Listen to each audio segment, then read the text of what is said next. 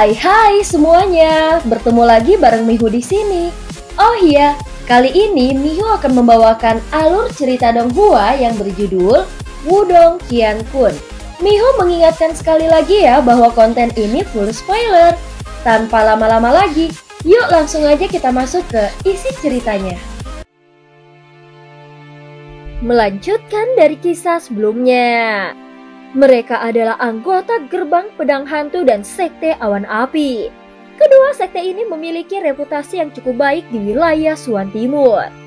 Mereka juga memiliki hubungan yang agak dekat dengan Gerbang Yuan. Melihat situasi saat ini, ekspresi Ying Xiaoxiao sedikit muram. Lindong samar-samar mengangguk sebelum melihat dua kelompok yang mendekat dari kejauhan. Saat ini aura yang tangguh dan dingin terpancar dari tubuh mereka. Aku adalah Meng Duan dari Gerbang Pedang Hantu. Aku Yang Hua dari Sekte Awan Api. Ucap kedua pria itu sambil berjalan keluar. Mereka juga tersenyum mengepalkan tangan dan menyapa Lindong dan yang lainnya. Namun terlihat bukan jejak ramah dalam senyuman itu. Melihat ini Lindong hanya menatap mereka dengan acuh tak acuh. Hahaha, aku yakin kau mengerti mengapa kami datang. Yang Hua dari Sekte Awan Api tersenyum tipis. Saudara Yuan Chang dan yang lainnya tidak ingin melihat kalian semua. Oleh karena itu, dia mengirim kami ke sini untuk menyampaikan pesannya. Saudara Yuan Chang dan yang lainnya sudah sangat berbelas kasih sebelumnya. Jika kalian meninggalkan tempat ini, kalian semua mungkin bisa dengan lancar meninggalkan kota iblis unik dan menghindari kerugian yang berlebihan. Ucap Meng Duan yang juga memiliki senyum tipis di wajahnya. Ini bisa dianggap sebagai kesepakatan yang cukup bagus untuk kalian semua. Yang terbaik adalah tidak mengulangi insiden seperti di masa lalu. Setelah mendengar ucapan kedua pria itu, wajah para murid Sekte Dao menjadi sangat gelap. Gerbang Yuan ini terlalu sombong. Terima kasih banyak kepada kalian berdua untuk menyampaikan pesan ini, ucap Lindong. Setelah mendengar jawaban Lindong, Yang Hua dan Meng Duan menatap Lindong dengan penghinaan. Bocah, jangan membuat kesalahan dengan membayar harga yang tidak bisa kau bayar, hanya untuk memamerkan mulutmu yang fasih. Ekspresi Yang Hua dan Meng Duan menjadi gelap. Sampah seperti kalian tidak memiliki kualifikasi untuk sombong di depan Sekte Daoku, ucap Lindong, tatapan dingin di matanya setajam pisau. Bajingan, ternyata kau punya nyali, ucap Yang Hua dan Meng Duo sangat marah dengan jawaban Lindong. Mereka tiba-tiba melangkah maju saat Yuan Power yang agung meletus dan melonjak ke arah tubuh Lindong. Setelah melihat ini, kilatan dingin melintas di mata Lindong, namun dia tidak melakukan tindakan apapun untuk bertahan. Dengan pikiran, cahaya hitam tiba-tiba keluar dari sekelompok murid Sekte Dao di belakangnya. Kecepatan cahaya hitam itu sangat cepat dan ganas. Dalam sekejap mata, itu sudah muncul di depan Yang Hua dan Meng Duan. Orang bodoh yang mencari kematian, ucap Yang Hua dan Meng Duan hanya mencibir menghadapi serangan mendadak ini. Dengan semburan kekuatan Yuan yang agung, kekuatan telapak tangan yang kuat tanpa basa-basi menyapu ke arah siluet hitam. Menanggapi serangan ganas dari kedua pria itu, sepasang lengan terjulur dari cahaya hitam dan langsung bertabrakan dengan kekuatan telapak tangan kedua pria itu. Seketika suara yang dalam dan rendah terdengar saat telapak tangan bertemu satu sama lain. Detik berikutnya, seringai di wajah Yang Hua dan Meng Duan langsung membeku. Sebelum wajah mereka benar-benar memerah saat mereka menyemburkan seteguk darah. Tubuh mereka dengan keras melesat ke belakang. Pada saat ini lingkungan yang awalnya berisik segera dibungkam oleh pemandangan ini. Saat tatapan demi tatapan terkunci pada sosok hitam itu, mereka semua terkejut. Apakah itu mayat iblis? Mengapa Sekte Dao memiliki mayat iblis? Mungkinkah mayat iblis ini dikendalikan oleh mereka? Bagaimana ini mungkin? Bahkan Sekte 1000 boneka akan kesulitan mengendalikan mayat iblis seperti itu, ucap semua orang terkejut. Apakah Lindong yang melakukan ini? ucap Sueling sambil menatap sosok kurus itu. Pada saat ini di area Sekte 1000 Boneka, mereka juga terkejut. Jika kalian tidak pergi, maka matilah, ucap Lindong dengan tatapan yang dingin. Detik berikutnya, tanpa pikir panjang mereka buru-buru pergi. Melihat dua kelompok yang sedih pergi, seluruh area tenggelam dalam keheningan sekali lagi. Jika kau ingin mengatakan sesuatu, datang dan lakukan sendiri. Merencanakan di belakang punggung seseorang itu sangat memalukan. Bertentangan dengan suasana yang telah mereda, Lindong perlahan mengangkat kepalanya saat matanya terkunci ke arah murid gerbang Yuan. Saat suaranya terdengar, gangguan terjadi dengan kelompok murid gerbang Yuan saat kilatan tak menyenangkan muncul dari mata beberapa dari mereka. Gangguan berlangsung beberapa saat sampai sosok kokoh dan kuat yang niat membunuhnya menutupi langit akhirnya berdiri perlahan dan berbalik. Mengungkapkan ekspresi jahat dan kejam di wajahnya, dan orang ini adalah Lei Qian. Karena kau tidak mendengarkan perintahku, maka aku akan memberikan kalian kematian, ucap Lei Qian dengan keras. Saat Lei Qian mengucapkan kata-kata itu, dua sosok di sampingnya berdiri di bawah fokus tatapan sekitar yang tak terhitung banyaknya. Hanya satu mayat iblis telah memberi kalian semua kepercayaan diri ya, ucap Yuan Chang menatap Lindong sebelum tersenyum dengan tipis.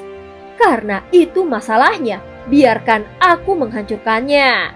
Tepat saat kata-kata itu bergema, pedang besi tiba-tiba meluncur ke tangannya sebelum menebas dengan lembut. Saat tebasan itu turun, kekuatan Yuan di daerah itu tampak berkobar saat aura pedang yang menutupi langit tampaknya membelah tanah saat dia menebas dengan marah pada mayat iblis. Lindong juga terperangkap dalam radius aura pedang.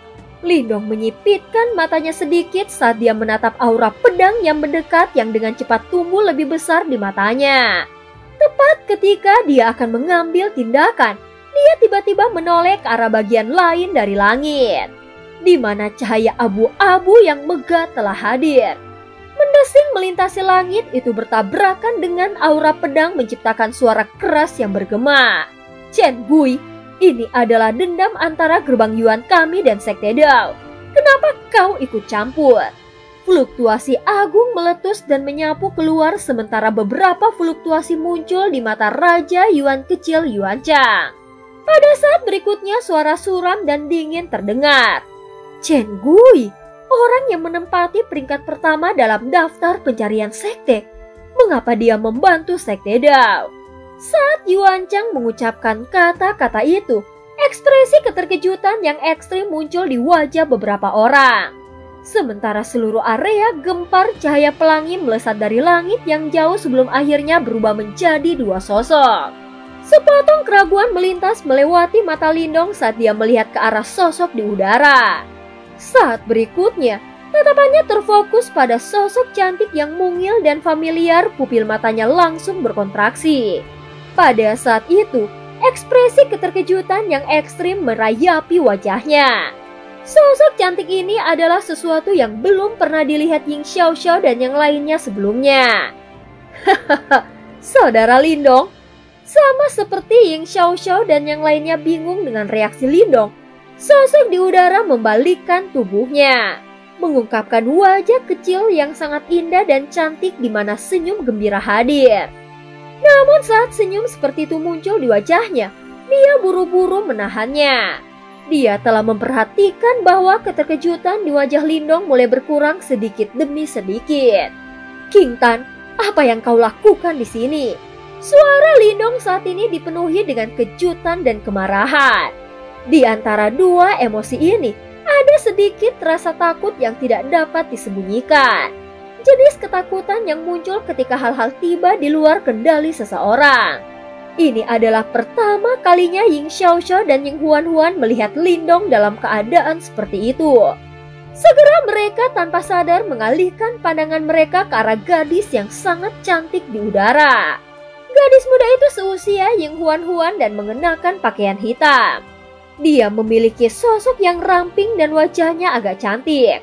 Sementara matanya yang indah tampak dipenuhi dengan semangat. Seolah-olah ada peri yang berbicara di dalamnya. Dari kelihatannya ini adalah King Tan yang pergi dengan cara yang berbeda dari Lindong setelah dia meninggalkan kekaisaran yang besar. Di belakangnya berdiri seorang pria. Gelombang dari yang terakhir agak kuat dan wajahnya ditutupi oleh setengah topeng hantu, memberinya aura yang sedikit mengerikan. Penampilan unik ini jelas tidak asing bagi Ying Xiaoxiao dan yang lainnya. Dia adalah orang nomor 1 dalam daftar pencarian wilayah Suan Timur, topeng hantu Chen Gui. Saat ini 2 orang di langit ternyata telah menjadi titik fokus area ini. Tentu saja lebih banyak tatapan diarahkan ke topeng hantu Chen Gui. Di udara senyum bahagia di wajah King Tan jelas telah ditakuti oleh Lindong. Dia buru-buru mendarat dari udara dan dengan patuh berdiri di depan yang terakhir. Namun dia tidak berani melihat wajah Lindong. Dengan kepalanya yang sedikit tertunduk, dia tampak seperti gadis kecil bodoh yang tertangkap setelah diam-diam menyelinap keluar dari rumah. Kamu... Lindong agak bingung saat dia menatap gadis muda yang berdiri di depannya. Untuk sesaat, yang bisa dia lakukan hanyalah menunjuk gadis muda itu dan bergumam tidak jelas. Chen Gui sekarang juga mendarat di belakang King Tan. Ketika dia melihat betapa patuhnya murid saudari juniornya ini, yang bahkan tuannya yang paling keras pun tidak bisa berbuat apa-apa, dia juga agak terkejut. Segera setelah itu dia melihat ke arah Lindong yang ekspresinya terus berfluktuasi antara marah dan terkejut. Apa yang telah kau lakukan? Mengapa kau di sini? Kau sudah meninggalkan rumah. Ucap Lindong sedikit menaikkan nada suaranya. Tidak juga. Ibu dan ayah tahu bahwa aku telah pergi. Tangan kecil King Tan terjerat saat dia menjawab. Mengapa kau tidak patuh dan tinggal di kekaisaran yang besar? Mengapa seorang gadis sepertimu harus menjelajah ke dunia mengerikan ini? Ucap Lindong dengan marah. Dia tidak hanya membayangkan mengapa seorang gadis kecil yang bodoh berani memasuki tempat seperti wilayah Suan Timur yang penuh dengan bahaya. Kau bisa pergi, mengapa aku tidak bisa melakukan hal yang sama? Ucap King Tan mengangkat wajah mungilnya dengan cara yang tidak adil. Namun ketika dia melihat kemarahan yang sekali lagi menyelimuti dahi Lindong, dia dengan cepat menarik kembali ketika sedikit keberanian yang berhasil dia kumpulkan langsung menghilang seperti asap. Aku juga ingin melindungi ibu, ayah, dan yang lainnya. Aku juga bisa menjadi kuat. Pasti sangat melelahkan bagimu untuk berusaha keras sendiri. Aku juga ingin membantumu. Aku tidak lagi ingin menjadi seperti sebelumnya, di mana aku hanya bisa berdiri dan menonton tanpa daya. Kata-kata gadis muda itu jelas membuat Lindong tertegun sejenak. Dia menatap wajah mungil gadis muda yang dipenuhi dengan keluhan dan tidak bisa menahan diri untuk tidak menjawab dengan cara yang agak jengkel. Mengapa dengan bodohnya mengkhawatirkan hal-hal seperti itu? Meskipun nadanya terdengar marah, kemarahan di dahinya mulai sedikit memudar. Kata-kata gadis muda itu telah membangkitkan emosinya dan membuatnya merasakan sedikit kebahagiaan. Tampaknya gadis kecil dari sebelumnya telah tumbuh cukup besar. Mulut kecil King Tan mengecil. Bagaimanapun, gadis cerdas itu tahu bahwa sekarang bukan waktunya untuk menentang Lindong yang akan meledak karena amarah. Apakah ibu dan ayah tahu bahwa kau telah datang ke sini? Ucap Lindong meremas kepalanya yang agak sakit saat dia bertanya. King Tan berulang kali menganggukkan kepalanya. Mereka sudah setuju. Ucap Lindong bertanya lagi. Setelah mendengar ini, King Tan ragu-ragu sejenak. Saat dia hendak menganggukkan kepalanya, dia melihat ekspresi Lindong tiba-tiba berubah menjadi tegas. Segera dia menundukkan kepalanya ketika dia menjawab. Ibu tidak setuju, dan kami berdebat karena ini. Tepat ketika kata-kata itu keluar dari mulutnya, King Tan buru-buru menutup mulutnya. Dia melihat Lindong dari sudut matanya dan benar saja, dia melihat wajah yang baru saja mereda sedikit sekali lagi menjadi gelap. Sekarang sayapmu telah mengeras, kau bahkan berani berdebat dengan ibumu. Ucap Lindong tertawa dengan sikap dingin. King Tan menundukkan kepalanya saat dia bergumam. Tegur aku jika kau ingin terus menegurku. Saat dia berbicara, mata gadis muda itu memerah. Segera setelah itu, dia mengangkat kepalanya dan menatap wajah yang telah tumbuh semakin dewasa dan bertekad dibandingkan dengan 2 tahun yang lalu. Saat dia tersedak beberapa kata. Aku merindukanmu. Berbagai ekspresi di wajah Lindong akhirnya membeku karena kata-kata ini. Tenggorokan Lindong bergetar sedikit. Segera setelah itu, dia perlahan mengulurkan tangannya dan menepuk kepala gadis muda itu. Suaranya agak serak saat dia berbicara. Kau akhirnya dewasa. Setelah itu dia tertawa pahit sebelum melanjutkan. Lupakan saja, aku akan melepaskanmu kali ini. Saat kata-katanya jatuh, kegembiraan muncul di mata gadis muda di depannya seolah-olah dia tiba-tiba dianugerahi pengampunan yang besar. Dengan senyum manis, dia mengulurkan tangannya dengan cara yang sangat alami dan menempel di lengan Lindong seperti yang selalu dia lakukan bertahun-tahun yang lalu. Ketika King Tan menempel di lengan Lindong, senyum licik diam-diam muncul dari sudut bibirnya. Namun saat senyum ini muncul, dia merasakan sepasang mata yang cerah menatapnya. Dia mengangkat kepalanya hanya untuk menemukan Ying Huan duduk di belakang dengan tangannya yang seperti batu giok di atas sitar hijau tua. Tatapan yang terakhir saat ini terpaku erat pada King Tan dan dengan jelas menemukan senyum liciknya. King Tan diam-diam menjulurkan lidahnya sebelum mengedipkan matanya pada Ying Huan. Dengan mata besar itu, dia menyampaikan pesan. Jangan ungkapkan apapun yang kau ketahui. Ying Huan tidak bisa menahan diri untuk tidak tertawa. Sepertinya gadis bernama King Tan ini sangat memahami Lindong. Dia bahkan tahu metode apa yang digunakan untuk menenangkan Lindong yang hampir meledak karena amarah. Kakak Lindong, ini adalah murid kakak laki-lakiku, Chen Gui. Berkat pengawalannya, aku bisa keluar kali ini. Ucap King Tan berbalik dan menunjuk Chen Gui saat dia memperkenalkannya pada Lindong sambil tersenyum. Aku Lindong, terima kasih banyak kepada saudara Chen. Saudara perempuanku telah banyak menyusahkanmu kali ini. Ucap Lindong segera mengepalkan kedua tangannya. Nada suaranya sangat tulus dan berterima kasih. Hahaha, aku tidak pantas mendapatkan pujian seperti itu. Saudara Lindong terlalu sopan. Aku hanya melakukan seperti yang diperintahkan tuanku. Setelah melihat ini, Chen Gui buru-buru bergandengan tangan sebagai tanggapan, menyebabkan Ying Xiaoxiao, Wang Yan, dan yang lainnya sedikit terkejut.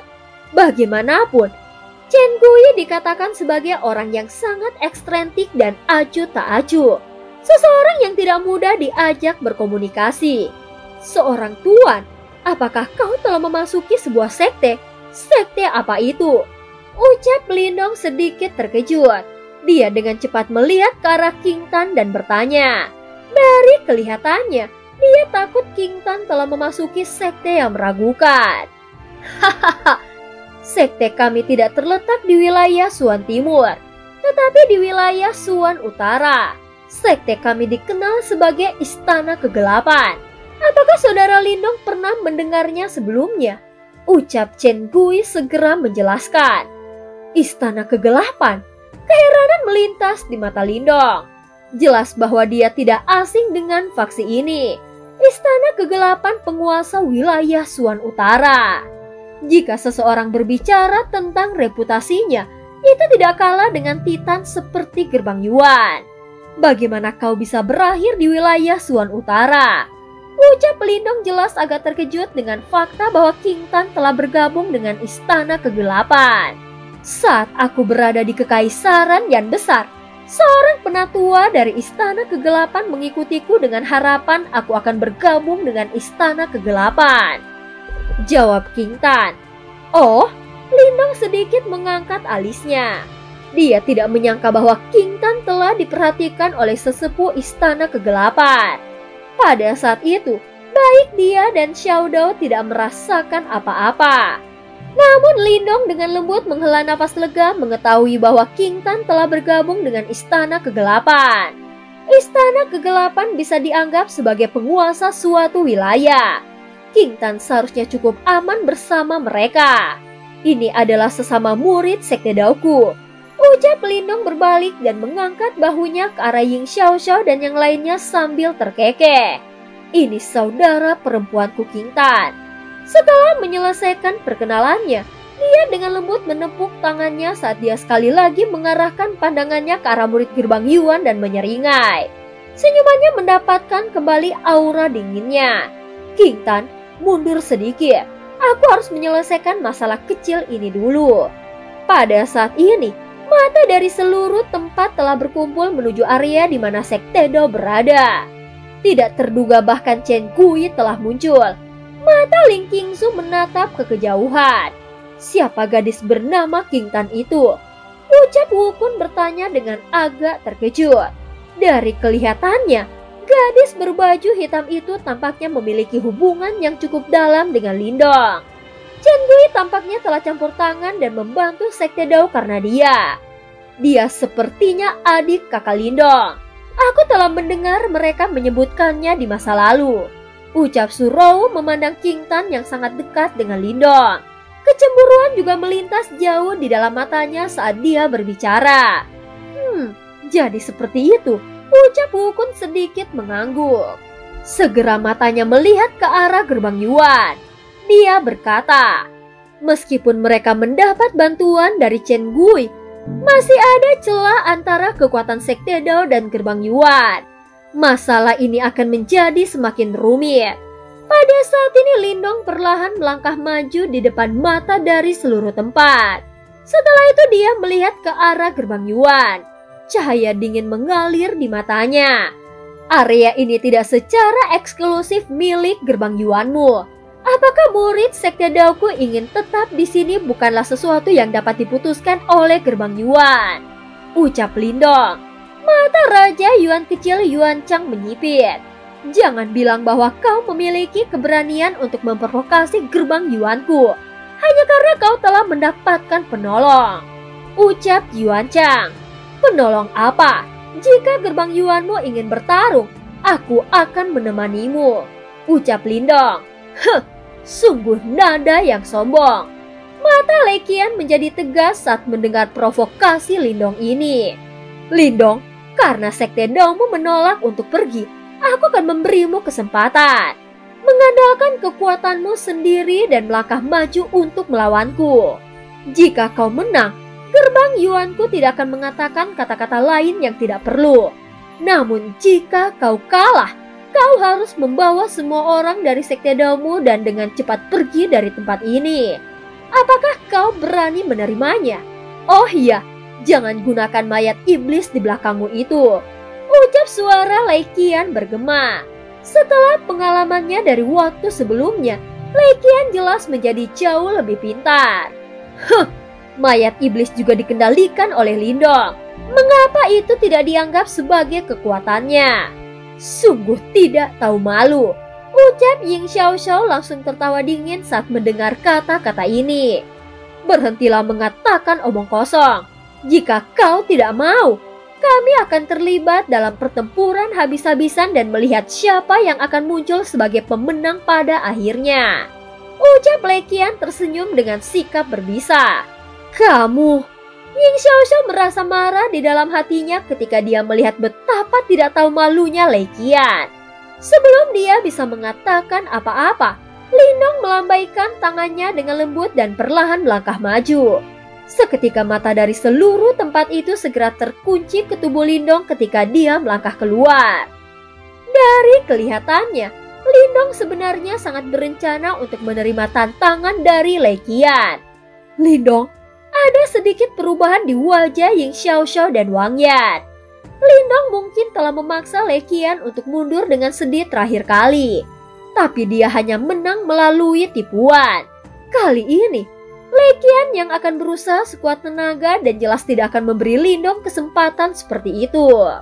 Jika Lindong mengambil inisiatif dan menyerahkan keuntungan dari mayat iblis, bagaimana dia akan melawan Lei Qian? Kakak, biarkan aku bertarung sebagai gantinya. Sebuah suara tiba-tiba terdengar di belakang Lindong ketika dia melangkah maju. Setelah itu semua orang tercengang melihat King Tan melangkah maju. Pada saat ini, tangannya memegang sabit hitam dengan penampilan yang agak berlebihan. Sabit itu bahkan lebih besar dari seluruh tubuhnya. Simbol aneh terlihat samar-samar di bilahnya. Sementara riak tajam yang gelap dan dingin menyebar di sana. Gadis itu memegang sabit hitam besar di tangannya. Ying Xiaoxiao dan yang lainnya tercengang saat mereka menatap King Tan. Setelah itu, mata mereka berhenti pada sabit hitam di tangannya. Samar-samar mereka bisa merasakan riak agung dari sabit. Jelas sabit hitam ini adalah harta Yuan murni. Lindong juga terkejut sesaat ketika King Tan berbicara. Segera dia mengerutkan alisnya dan berbicara dengan suara yang dalam. King Tan pergi dan tetap di belakang. Meskipun dia bisa merasakan bahwa King Tan saat ini bukan lagi gadis kecil, namun dia tidak mau membahayakannya. Baik, ucap King Tan yang awalnya bertindak dengan cara yang perkasa, langsung dipukuli oleh kata-kata Lindong ini. Dia hanya bisa mundur dengan pahit. Lindong, apakah akan baik-baik saja?